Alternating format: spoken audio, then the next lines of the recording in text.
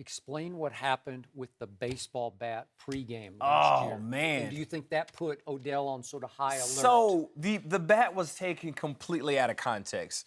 One of our coaches was telling a story about the bat, how you got to defend your house. And, you know, the story was about, you know, he was at his house and people used to cut in front of his yard and it left a trail.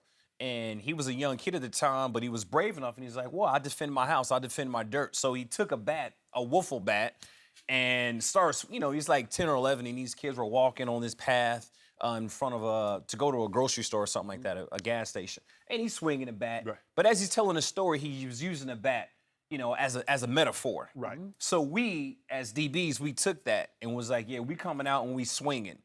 We didn't literally mean we were swinging bats. Right. It was used as a metaphor in a story.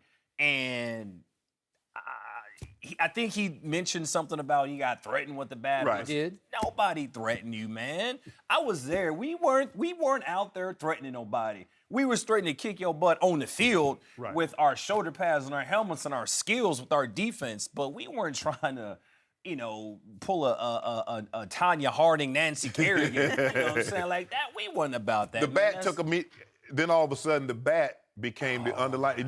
Then you had to put the bat up. Yeah, like that's not what the bat was meant. It was used in a story as a metaphor. That's all it was. That's all it was. Okay, so describe the Josh Norman you got to know last year. What's he really like to you?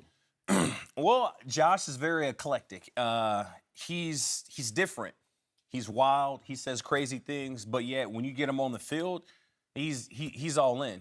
You know, he's a guy that you want. If you have a number one corner or if you have a number one receiver, he's the guy that can go out and lock him down. You know, Josh has had a rough transition into coming into the NFL. Right. You know, he's got a great story. Each week, our DB coach, Steve Wilkes, would allow one DB to get up and share their story about, you know, their time and how they came to be in the NFL. And, you know, Josh, he got up there and he shared his story. And I was like, wow, I had no idea that, you know, he was out of football, didn't go right to college right away, living on his brother's couch, had a difficult time at Coastal Carolina.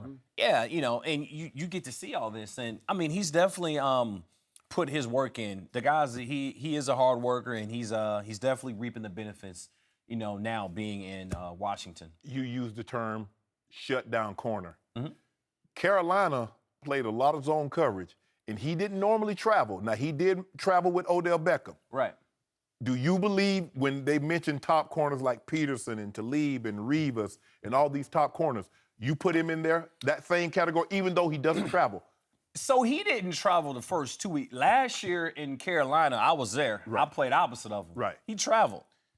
He traveled almost every game. Okay. I was going to the right sometimes. He was on the left. We're in the middle of the huddle. Okay, your guy goes there, my guy goes here. You know, I matched up better against certain receivers. He matched better against other small, quicker receivers. Right. You know, so, and he did an amazing job. Last year, the thing about being the shutdown corner or number one corner, to me, the title changes every year. You can't be, well, I was league MVP 5 years. Well, that was 5 years ago. Right. Now you got to do it again. You know, that was last year's success. You got to get over that, and you got to do it again. So last year, J-No, in my opinion, was the best corner in the league. Last year. Okay. We're only in week 3. Is he the best right now? It's hard to say. Right. But you know, he traveled most of the time last year? Yeah, he did. I was there. I would have never known that. So why do you think Carolina was hesitant to give him that kind of money if he's the kind of corner that you said he was? I don't know. Or he is. I don't know. That's the decision that Mr. G that Mr. G made. They know more stuff than I do. I don't know how the contract negotiations went. Were you surprised that they yeah, I think I was. I was a little surprised.